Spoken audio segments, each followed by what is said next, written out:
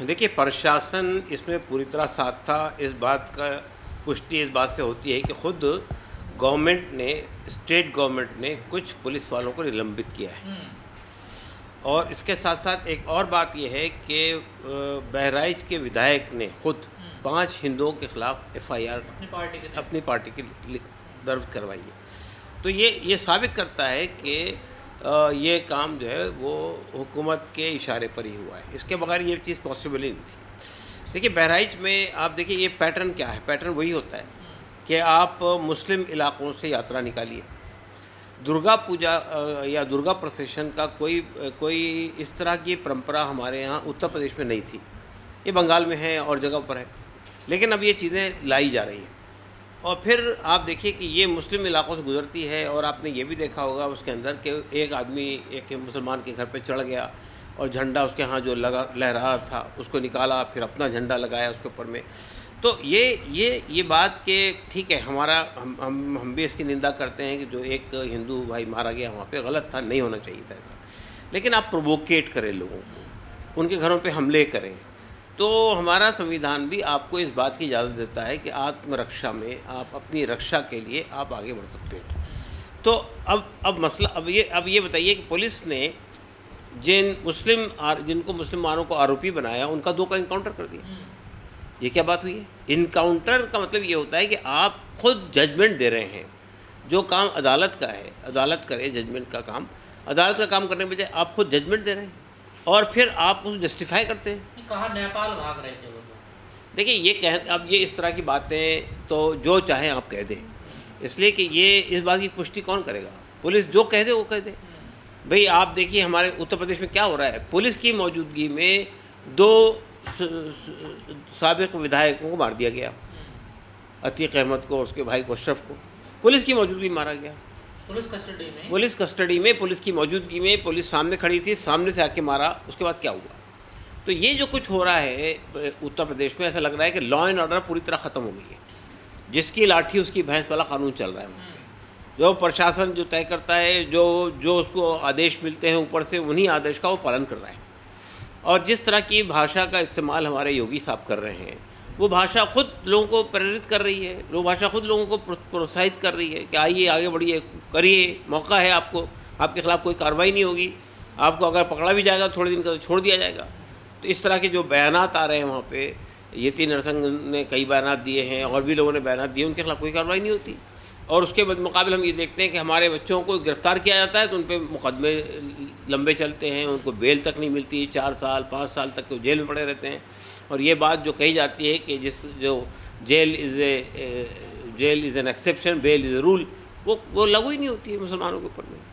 तो सर, ऐसी video sting सामने आने के बाद क्या कोर्ट को सुबह मेटो नहीं लेना चाहिए? ऐसे बिल्कुल लेना चाहिए। देखिए, ऐसे कई मामला हैं। मिसाल के तौर पे आप ये बताइए कि वहाँ पे 22 लोगों को चिन्हित करके उनके घर को डिमोलिशन करने की बात कही, जबकि नोटिस लगाए, जबकि सुप्रीम कोर्ट के आदेश हैं कि अभी आप कोई बुलडोज़र ऑपरेशन नहीं करेंगे।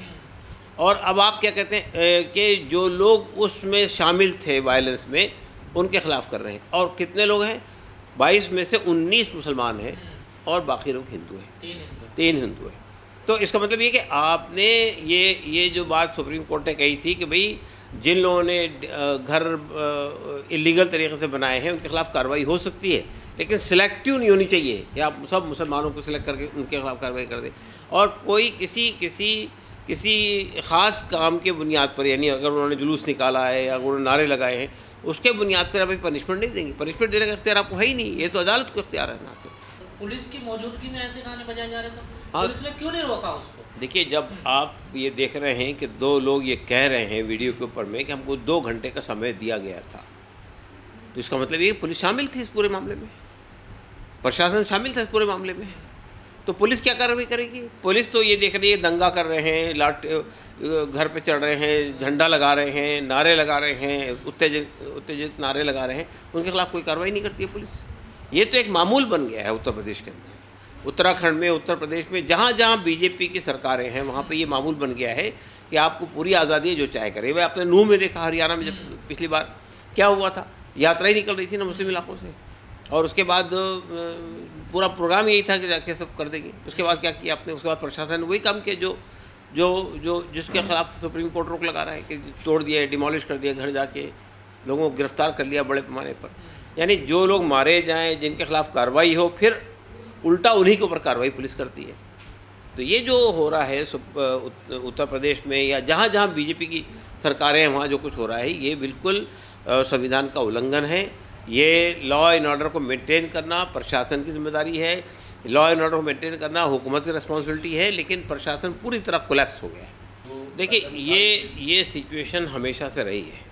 आपको मालूम होना चाहिए 1987 में मेरठ में हाशिमपुरा में दंगे हुए थे। 50 लोगों को पुलिस ने मार के गंगा नहर में फेंक दिया था। उस वक्त किसकी सरकार थी वहाँ पे? सरकार तो बीजेपी की नहीं थी 87 के अंदर, और उनके खिलाफ कोई कार्रवाई नहीं हुई। वो पूरे लोग जिनको चिन्हित किया गया था वो उनका एक्विटल हो गया, सब छूट गए। 50 लोग मारे गए, पॉइंट ब्लैंक मारे गए, सामने खड़ा करके उनको पर गोली चलाई गई और नहर में फेंक दिया गया। कोई पुलिस वाला दोषी करार दिया गया, सबका एक्विटल हो गया।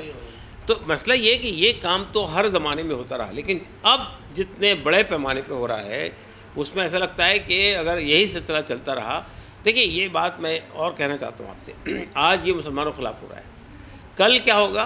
कल अदर कास्ट के लोगों के साथ में होगा, कल क्या होगा? क्रिश्चियंस के खिलाफ में होगा, सिखों के खिलाफ में होगा। तो ये जो लोग हैं जो सत्ता में हैं वो अपनी कास्ट का ही फ़ायदा रखेंगे सामने, और जो भी आपको अपोज करेगा, चाहे वो किसी कास्ट का हो, दलित हो, आदिवासी हो, ओबीसी हो, अगर आपने अपोज किया तो आपके खिलाफ भी कार्रवाई होगी। सर जैसा आपने भी कहा, हाशिमपुरा हो चाहे भागलपुर हो, कि पहले इतने बड़े दंगे होते थे, चाहे मुजफ्फरनगर हो, लेकिन जब से बीजेपी आई है बड़े दंगे नहीं होते हैं, ये भी कहा जा रहा है सर। देखिए बड़े दंगों का इन्होंने दूसरा रास्ता निकाल दिया है। ये एक आदमी को पकड़ते हैं और 50 लोग उसकी लिंचिंग करते हैं, उसका वीडियो लेते हैं और उसको वायरल कर देते हैं।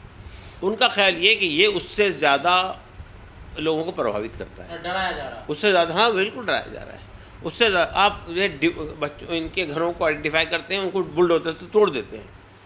तो ये जो कुछ दंगा होता था, दंगा में तो एक 10 दिन 15 दिन 5 दिन तक ये दंगा चलता था, फिर थम जाता था। लेकिन ये तो एक ट्रेंड सेट कर रहे हैं आप कि आप जो करना है गौरक्षा के नाम से आप लिंचिंग कर दीजिए, लव जहाद के नाम से लिंचिंग कर दीजिए, आप जो है उनके ऊपर चोरी का आरोप लगाइए, उसकी दाढ़ी ये है, कपड़ा, आदमी मुसलमान है तो उसकी लिंचिंग कर दीजिए। और ये तो अजीब गरीब बात है ना, 50 60 70 लोग जो हैं एक बिल्कुल गरीब आदमी को, मासूम आदमी को पकड़ लिया तन्हा और उसको पीटने लगे, मार दिया उसको उठा के। ये कोई बहादुरी है क्या? मुकाबला करना है तो 50 लोगों से मुकाबला करें। मगर ये जो तरीक़ा हमारे देश में चल पड़ा है कि कानून एक तरफ रह जाए, संविधान एक तरफ रह जाए, हम जिसकी लाठी उसकी भैंस का कानून चलाएंगे, ये अगर आपने नहीं रोका तो हमारे देश के अंदर सिविल वार हो जाएगी। हमारे देश के अंदर जो है बहराइच में कोर्ट, चाहे हाई कोर्ट हो यूपी का या फिर सुप्रीम कोर्ट ने जो बुलडोजर पर रोक लगा दी है, इस कदम को 15 दिन का जो स्टे दिया, कैसे देख रहे हैं? नहीं, 15 दिन का स्टे नहीं है वो, जब तक कि ये दोबारा कोर्ट में नहीं आता है, बहस नहीं होती है और कोई जब तक कि इस पर फैसला नहीं होता उस तक वो स्टे। 15 दिन का स्टे तो कहने के लिए होता है, लेकिन जब तक कि नया फैसला नहीं आता उस तक वो स्टे कंटिन्यू करता है। कोर्ट ने कहा कि चलाना हो तो चलाइए, अपनी जिम्मेदारी पर वो मतलब क्या है? नहीं, देखिए कोर्ट ने सिर्फ ये कहा है कि अगर आप किसी के घर के बारे में ये राय रखते हैं कि ये इलीगल तरीके से बिल्ड किया गया है, तो उसका जो तरीक़ा है कि आप पहले से उसको नोटिस देंगे और फिर उसमें भी सिलेक्टिव नहीं होंगे कि मुसलमान का घर तोड़ दिया, हिंदू का घर नहीं तोड़ा। तो जो भी उसकी जद में आता है, चाहे वो हिंदू हो, मुसलमान हो, क्रिश्चियन हो, सिख हो, उन सब के ख़िलाफ़ कार्रवाई होगी, लेकिन कानून के दायरे में होगी, कानून के तरीक़े से होगी, लाकानूनियत नहीं होगी। देखिए असल में ये जो कम्युनल वायरस है ना, ये जब जहनों में चले जाता है तो उसके बाद आज हिंदू मुस्लिम कम्युनिटी है, कल आपकी लड़ाई अगर बरहमन से है, आपकी लड़ाई दलित से है, प्रशासन में जो आदमी बैठा हुआ है उसके खिलाफ कार्रवाई करेगा। तो मैं ये समझता हूँ कि पुलिस की कस्टडी में अगर कोई भी मौत होती है तो पुलिस वाले को ज़िम्मेदार अकाउंटेबल बनाना चाहिए। ये पुलिस कस्टडी में हमारे यहाँ देश मर जाता है, इनकाउंटर में मार दिया जाता है। अभी देखिए बहराइच में 2 लोगों को मार दिया इनकाउंटर के अंदर, गोली मारी, और उसके बाद आप ये कहते हैं भाग रहे थे नेपाल की तरफ। तो ये जो तरीक़ा है पुलिस का, जो चाहे पुलिस कर देती है। यहाँ आपके दिल्ली के अंदर 2008 के अंदर ये बटला हाउस के अंदर ही इनकाउंटर हुआ था, 2-3 बच्चों को मार दिया था पॉइंट ब्लैंक, और एक पुलिस वाले को भी मार दिया जस्टिफाई करने के लिए। उसके खिलाफ कोई इन्वेस्टिगेशन नहीं हुआ, कोई कार्रवाई नहीं हुई, पुलिस वाले सब छूट गए। तो जब तक कि आप पुलिस को अकाउंटेबल नहीं बनाएंगे, ये जो कस्टडी में मौत होती है, मार दिए जाते हैं, ये सिलसिला चलता रहेगा।